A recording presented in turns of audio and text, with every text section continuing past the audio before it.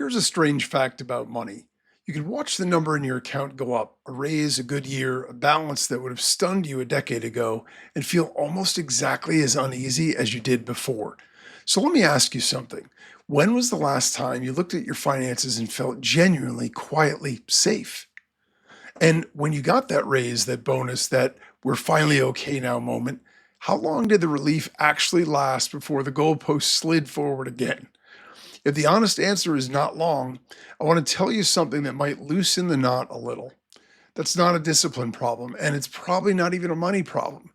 There's a reason the feeling of enough keeps outrunning your income, and it has almost nothing to do with the number.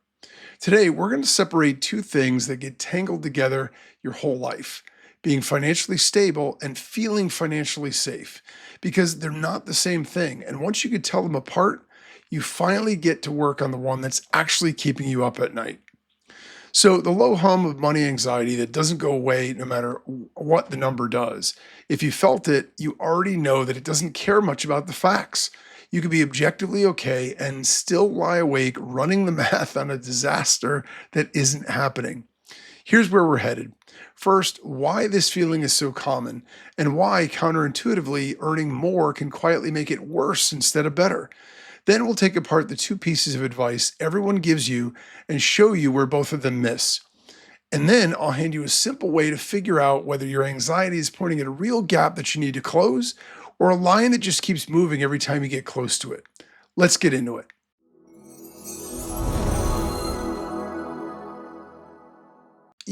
There's a lot of thought and talk around people are stressed about money. But this person, they have a good income, they have some savings, but yet their body still tenses up when a surprise bill lands or the market dips. It doesn't make rational sense, right? And there's also a private shame in this because on some level we might feel that we know that we should feel grateful and we are grateful, and still it feels like it could all vanish. The guilt about that anxiety on top of the anxiety itself is a really, really tough combination. So it's important to recognize that you're not ungrateful and you're not crazy. This is one of the most common experiences successful people never say out loud. So the question that I have for you is, what's the number in your head where you'd finally feel safe? Now, be honest. Is it the same number that it was 5 years ago, or has it quietly doubled? And it turns out that there's a real reason that that number keeps moving, because I'm going to guess you said it doubled or at least increased by a lot. So let me show you. There's a name for the gap between how much money actually looks like and how it actually feels. People have started calling it a money dysmorphia, a distorted read on your own financial reality where you feel broke while the statement says otherwise, or feel one bad month from ruin while sitting on a genuine cushion. And here's the part that matters. It shows up in people at every income level. So this isn't just about people that are struggling to get by. It includes high earners. This isn't a feeling reserved for people that are actually struggling. It follows people right up the ladder. So why doesn't the feeling of safety just track the balance? Well, there are three reasons, and they stack. The first is something psychologists call hedonic adaptation. It's the human tendency to adjust quickly to a new normal. So whatever felt like a luxury becomes the baseline. And then the baseline feels like the floor. The nicer apartment, the second car, the school, the travel, each one thrilled you briefly and then quietly became the thing that you'd now be losing if it went away. Your spending rises to meet your income, so the amount that you feel you need rises right along with it. This is what people mean by lifestyle creep. It's not weakness, it's the default setting. So when we talk about hedonic adaptation, sounds like a big word, but the reality of it is, if we think about it in real terms, the first time economy plus or some kind of luxury experience that you took felt like a splurge. It was exciting. It was exhilarating. You get this little rush of feeling of wonderful about it.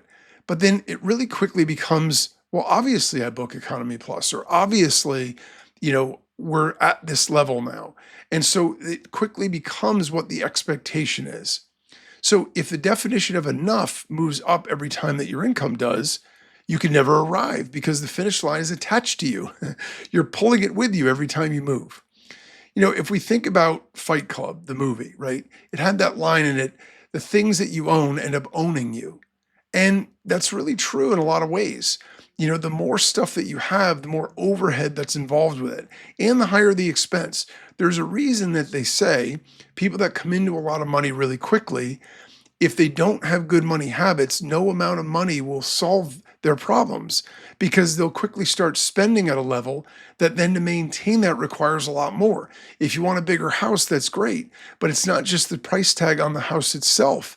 It's the fact that your heating bill goes up, your electric bill goes up, the lawn maintenance, the house maintenance, all the other things, your taxes, real estate, your insurance, all those things go up. So the cost of maintenance even goes up along with it. And so it's a psychological shift that you need to make if you're going to continue to move up. You're always going to be chasing that same thing because you're pulling that finish line with you. So the question is, what's one thing in your life that used to be a treat and now is just the baseline that you'd panic to lose? That's reason one. Reason two is about who you're standing next to. Your sense of enough isn't calibrated in a vacuum. It's calibrated against a reference point, and the reference point is usually the people around you. As your income rises, your circle tends to rise with it. So the spending that would have looked lavish a few years ago now just looks normal because everyone near you is doing it. You didn't consciously choose a more expensive definition of a good life, you absorbed one. Comparison does this quietly, and research keeps pointing to social comparison as one of the biggest drivers of money anxiety, often bigger than the raw numbers. And reason three is the deepest one. Underneath the math, most of us are carrying a story about money, one that we usually didn't write. It got installed early, watching how the adults around us handled scarcity or fear or sudden loss. Some of us learn that money means safety. Some learn that it means love or proof or control or the thing that vanishes right when you relax. That story runs underneath every number, and no raise ever speaks to it because the story was never about the number. So when we think about the money scripts that people inherit, there's a variety of different ones, but there's definitely some really common ones. Maybe you grew up in a household where money was a source of fights. People were always anxious about it, and so somebody was always upset, or there were fights about how to allocate it, where to spend it, things like that. Maybe you had a parent who never felt safe no matter how much they had. So they hoarded money. Objectively, you looked out from the outside and said they have more money than they could spend, and yet they're afraid to spend any because there's this fear. Or maybe it's the family that projected we're fine, but quietly they were panicking. And if you're inside that, you can feel it. So externally, people in your circle may not know, but you know if you're living there.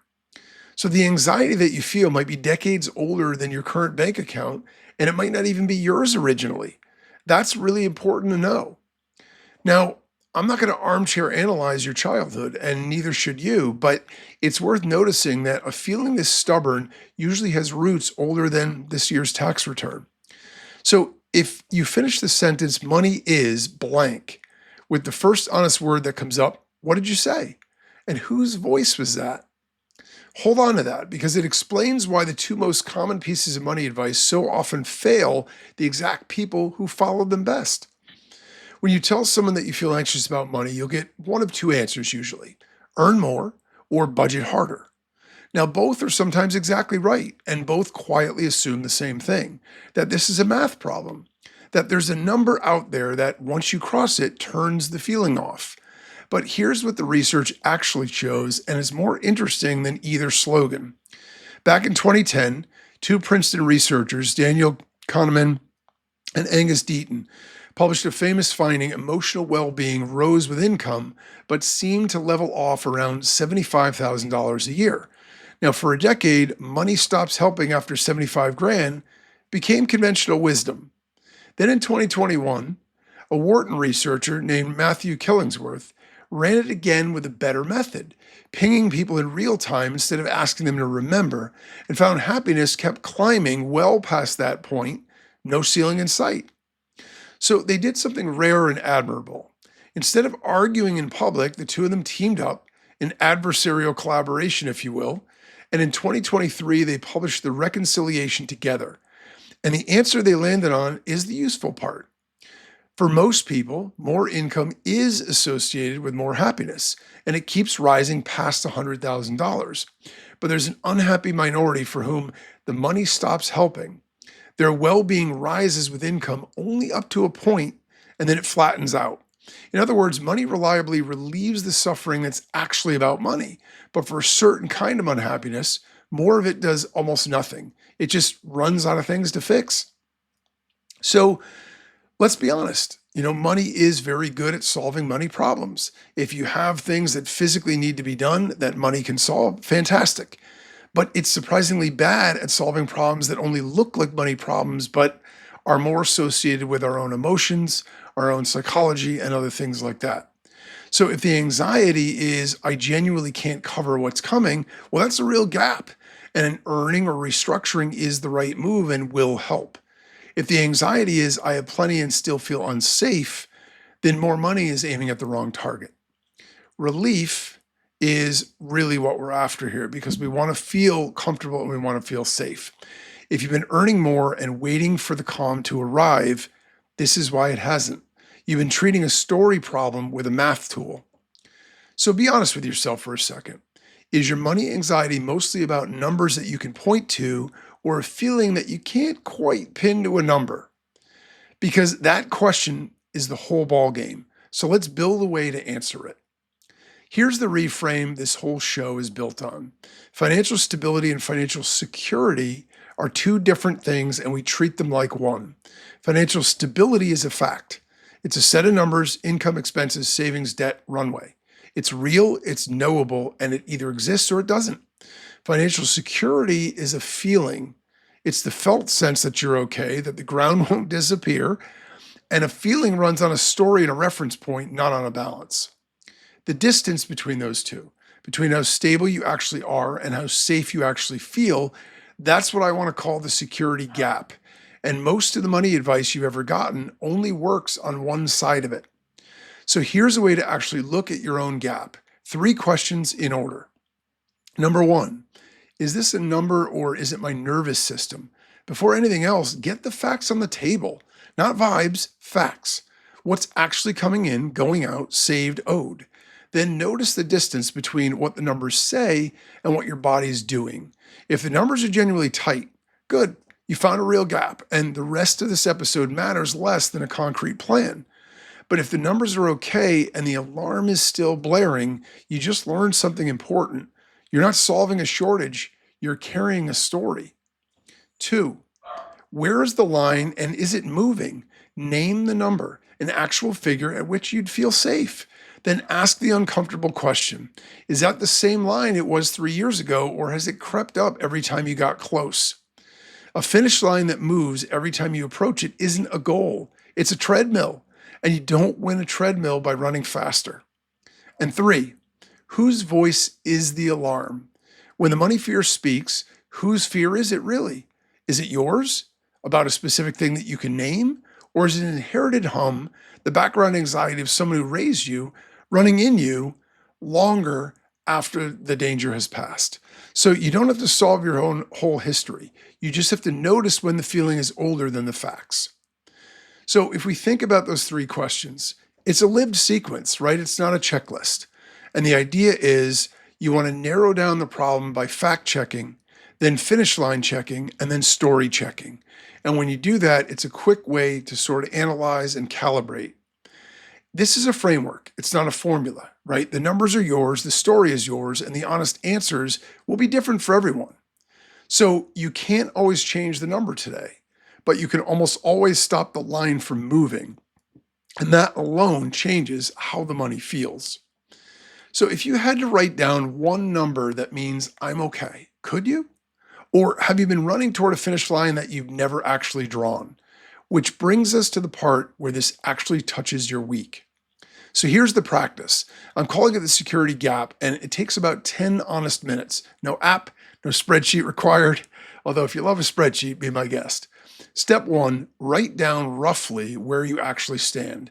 Not a full audit, just the real shape of it. What comes in, what goes out, what you've saved, what you owe. Just enough to see the facts instead of the fog.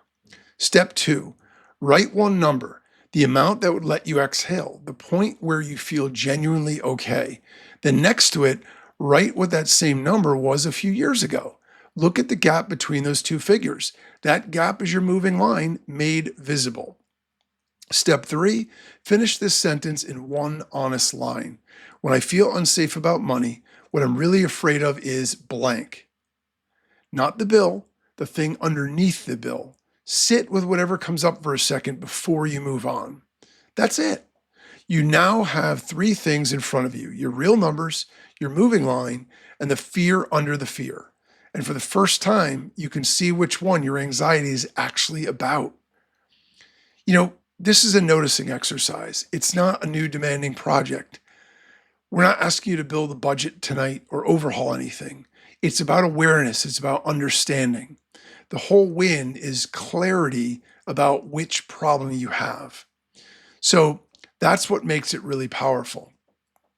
Sometimes what we'll find is the person who's already passed their old safe number just never registered it. And once you see it in writing or see it drawn out or articulate it and get real with it, then it feels better. Sometimes you're a person who the fear isn't poverty, but being seen as failing. So it's an external pressure that has nothing to do with where you actually are. It's your perception of what other people think. And sometimes there's a genuine gap, and now you know exactly where to point your energy. So when you finish the last sentence, the fear under the fear, does it sound like a math problem? Or does it sound like something money was never going to fix? Now, one big important caveat, because I don't want anyone taking the wrong thing from this. Let me be really clear about something. Sometimes the anxiety is telling the truth. Sometimes the numbers genuinely don't work. The income really doesn't cover the life. The debt is real. The runway is short. If that's you, the feeling isn't a story to reframe. It's an accurate signal, and it deserves a real plan and possibly real help from a qualified professional. I'm not here to talk anyone out of a fear that's doing its job. This episode is for the other, quieter situation, the one where the facts say okay and the feeling says danger. That's the gap I want you looking at. And nothing I've said today is financial advice for your specific situation. I don't know your numbers. I'm not a qualified financial professional. It's just a way of thinking, not a recommendation about what to do with your money. Look, the world is uncertain. Jobs vanish, markets drop, health costs are terrifying. And that in and of itself leads to anxiety. We never know what's around the next corner. So it's not about being naively calm. It's making sure we're not letting a permanent moving line pretending to be prudence. And so preparing for real risk is wisdom. Looking ahead, thinking ahead, preparing for bad situations is practical and smart. But if we're chasing a number that redefines itself the minute we reach it, that's actually a trap, dressed as responsibility, and we're never going to get out of that ugly feeling.